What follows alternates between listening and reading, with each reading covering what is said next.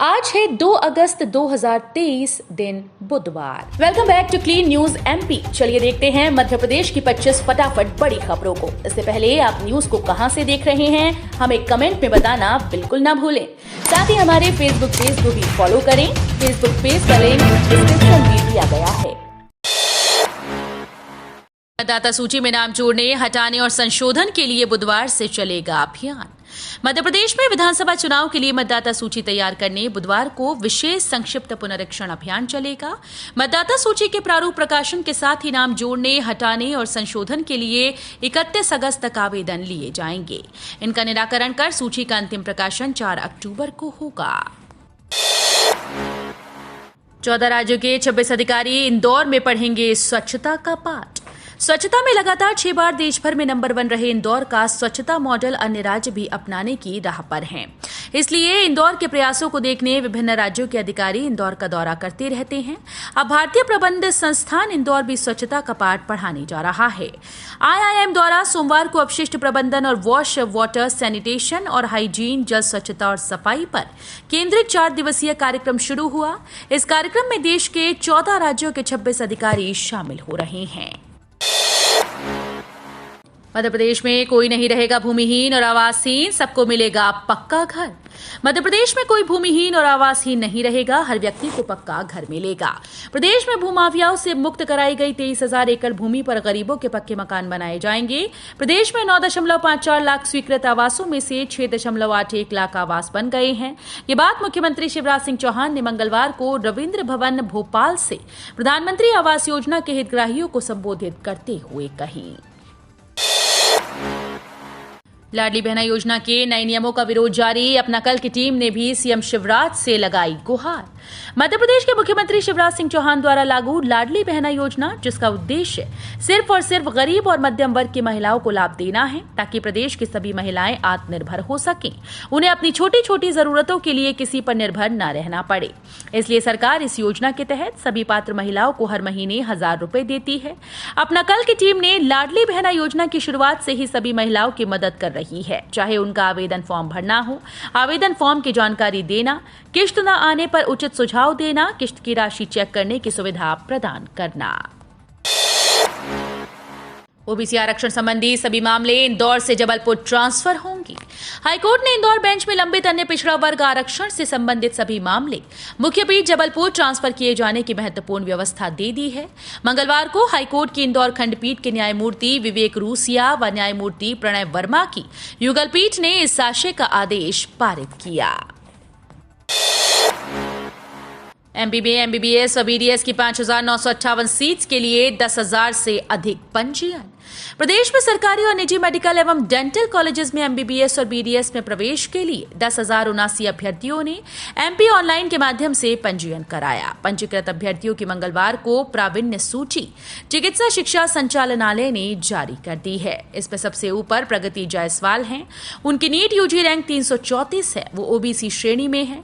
सूची में दूसरे नंबर पर हर्ष तिवारी की नीट UG रैंक 459 है।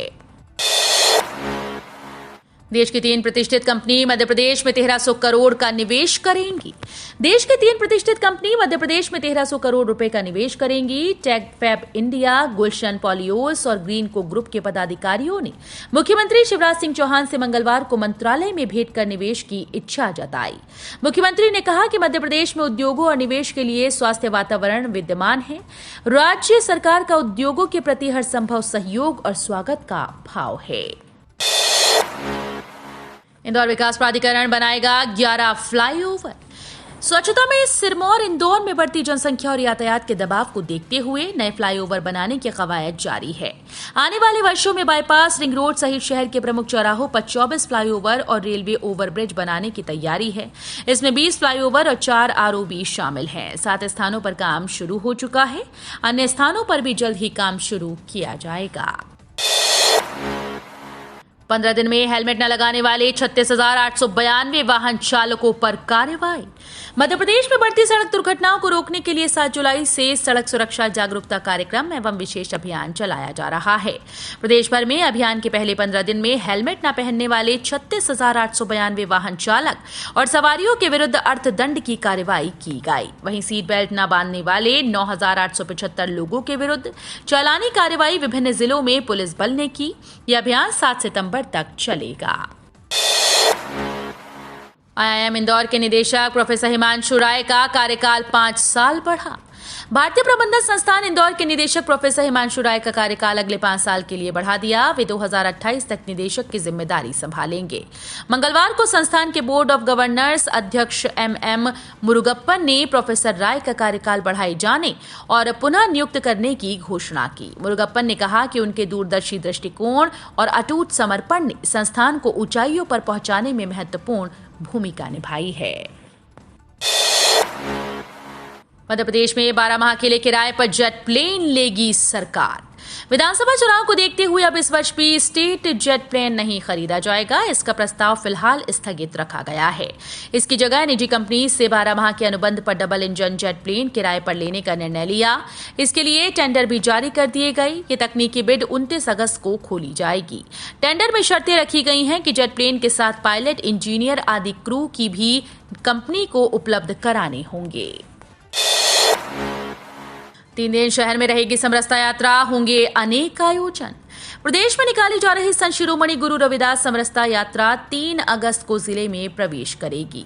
3 दिन जिले में यात्रा रहेगी और हरदा के लिए नेमावर रोड से रवाना होगी।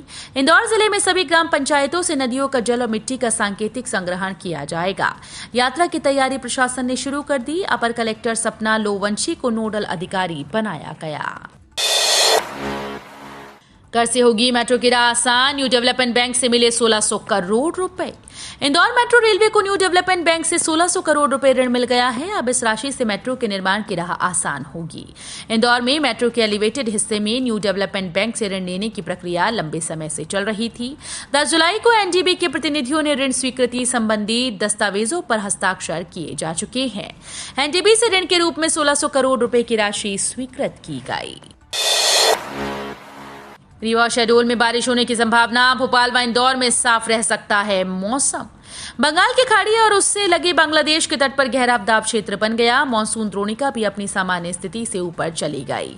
मौसम विज्ञानियों के मुताबिक बंगाल की खाड़ी में बनी मौसम प्रणाली के असर से आज बुधवार गुरुवार को पूर्वी मध्य प्रदेश के रीवा, शहडोल, सागर संभाग के जिलों में मध्यम स्तर की वर्षा हो सकती है। शेष संभागों के जिलों में आंशिक बादल बने रह सकते हैं। मध्य प्रदेश में बीजेपी के आदिवासी वोट बैंक में सेंध लगाएंगे कन्हैया कुमार। कांग्रेस ने बनाई ये रणनीति। एनएसयूआई के राष्ट्रीय प्रभारी कन्हैया कुमार आदिवासियों को साधने के लिए इंदौर पहुंचे। कन्हैया कुमार ने तालियां भी जमकर बटोरी। कन्हैया कुमार मंच से बोलते रहे और नीचे कुर्सी पर बैठे आदिवासी युवा उनको सुनकर तालियां गड़गड़ाते रहे। इतना ही नहीं, कन्हैया कुमार जब मंच से उतरकर नीचे आए तो उन्हें देखने और मिलने वालों की तादाद भी अच्छी खासी रही। ये सब देखकर लोग अब ये कहने लगे हैं कि क्या कन्हैया कुमार भारतीय जनता पार्टी के लिए मुश्किल खड़ी कर सकते हैं। मध्य प्रदेश में 19 अगस्त को बड़े स्तर पर होगा पौधारोपण। मुख्यमंत्री शिवराज सिंह चौहान बोले, मध्य प्रदेश में 19 अगस्त को बड़े स्तर पर पौधारोपण कार्यक्रम होगा। अंकुर अभियान में लोगों को जोड़ा जाए। सरकार के कार्यक्रमों और योजनाओं के क्रियान्वयन में जन अभियान परिषद, प्रस्फुटन समितियों और नवांकुर संस्थाओं की भागीदारी सुनिश्चित की जाए। गृहमंत्री के संदेह के बाद अंजू के परिवार को लेकर पुलिस अलर्ट। धर्मांतरण को लेकर की जा रही है जांच। मध्य प्रदेश के ग्वालियर जिले की रहने वाली और पाकिस्तान पहुंचकर धर्म परिवर्तन कर फातिमा बनी अंजू को लेकर मध्य प्रदेश सरकार पूरी तरह से अलर्ट है। गृहमंत्री नरोत्तम मिश्रा के निर्देश के बाद ग्वालियर पुलिस ने अंजू के परिवार की कुंडली को खंगालना शुरू कर दिया। पुलिस ने टेकनपुर स्थित बोना गांव में अंजू के पिता को पूछताछ के लिए बुलाया। इसके साथ ही अंजू और उसके पिता के सभी दस्तावेज पुलिस ने जब्त कर लिए। ग्वालियर एसपी राजेश सिंह चंदेल ने कहा कि अंजू का पूरा परिवार पुलिस की निगरानी में है। भारत गौरव पर्यटन ट्रेन से 2 अगस्त को रवाना होंगे तीर्थयात्री। मुख्यमंत्री तीर्थ दर्शन योजना के अंतर्गत बुधवार से कामाख्या, काशी, जगन्नाथपुरी, अयोध्या, हरिद्वार, शिरडी, अमृतसर एवं डॉक्टर भीमराव अंबेडकर की दीक्षा भूमि नागपुर की तीर्थ यात्रा शुरू हो रही है। 2 अगस्त से 10 अक्टूबर तक चलने वाली ये यात्रा विशेष पर्यटन ट्रेन भारत गौरव से कराई जाएगी। इस दौरान प्रदेश के 18,480 तीर्थयात्री 29 जत्थों में विभिन्न धार्मिक स्थलों की यात्रा करेंगे। मध्य प्रदेश में भाजपा और कांग्रेस का घोषणा पत्र तैयार करवा रहे पूर्व आईएएस अधिकारी। विधानसभा चुनाव के लिए घोषणा पत्र तैयार करने में भाजपा और कांग्रेस दोनों प्रमुख पार्टीज पूर्व आईएएस अधिकारियों का सहयोग ले रही हैं। दोनों ही दलों ने घोषणा पत्र समिति में ऐसे अधिकारियों को शामिल किया। भाजपा की घोषणा पत्र समिति में सेवानिवृत्त आईएएस अधिकारी कविंद्र कियावत और एसएनएस चौहान को सदस्य बनाया गया है, जबकि कांग्रेस का घोषणा पत्र बनवाने में सेवानिवृत्त आईएएस अधिकारी वीके बाथम और अजीता वाजपेयी पांडे भूमिका निभा रही हैं। मध्य प्रदेश में कांग्रेस की चुनाव समिति का ऐलान। मध्य प्रदेश विधानसभा चुनाव के लिए कांग्रेस ने चुनाव समिति की लिस्ट जारी कर दी है। कांग्रेस अध्यक्ष मल्लिकार्जुन खड़गे द्वारा जारी लिस्ट में कमलनाथ की अध्यक्षता में इस समिति का गठन किया गया है। इस समिति में कांतिलाल भूरिया, गोविंद सिंह, पूर्व सीएम दिग्विजय सिंह, सुरेश पचौरी, अरुण यादव, अजय सिंह राहुल, राजमणि पटेल, नकुलनाथ, सज्जन सिंह वर्मा, विजय लक्ष्मी साधो, तरुण भनोत, ओंकार सिंह मरकाम, सुखदेव पासे, बाला बच्चन, जीतू पटवारी, कमेश्वर पटेल, आरिफ मसूद के नाम शामिल हैं।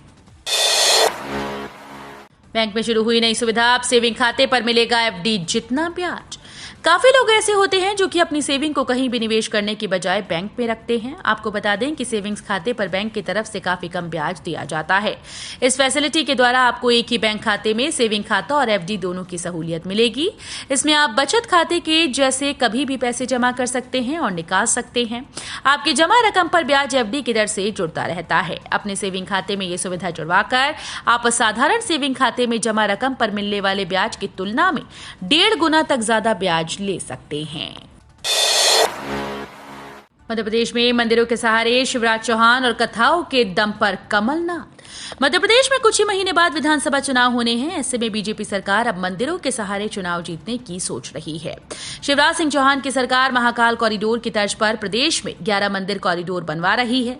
प्रदेश के सभी चर्चित मंदिरों में उनके जीर्णोद्धार और विकास के लिए करोड़ों रुपए खर्च किए जा रहे हैं। मगर क्या ये मंदिर शिवराज की सत्ता में वापसी कराएंगे, ये बड़ा सवाल है। अतिक्रमण के कारण होती है श्रद्धालुओं को परेशानी। महर शारदा मंदिर मामले में नोटिस जारी। महर स्थित शारदा माता मंदिर मार्ग में अतिक्रमण के कारण श्रद्धालुओं को होने वाली परेशानियों को चुनौती देते हुए हाईकोर्ट में याचिका दायर की गई थी। हाईकोर्ट के चीफ जस्टिस रवि विजय कुमार मलिमठ और जस्टिस विशाल मिश्रा की युगल पीठ ने याचिका की सुनवाई करते हुए मंदिर प्रबंधन समिति को नोटिस जारी कर जवाब मांगा है। पूर्व मंत्री रामकृष्ण बोले, सीएम शिवराज दमोह में मेडिकल कॉलेज खोलें तो वो अपनी पत्नी सहित करेंगे देहदान। दमोह जिले में हटा के सकूर गांव में पूर्व कृषि मंत्री रामकृष्ण कुसमरिया बाबा जी का निवास है। वहां गायत्री शक्तिपीठ के द्वारा एक धार्मिक कार्यक्रम आयोजित किया गया था, जिसमें पूर्व मंत्री अपनी पत्नी सहित शामिल हुए थे। वहीं पर उन्होंने ये बात कही कि अगर मुख्यमंत्री शिवराज सिंह चौहान दमोह में मेडिकल कॉलेज खोलेंगे तो वो और बाई दोनों अपनी देहदान करने को तैयार हैं।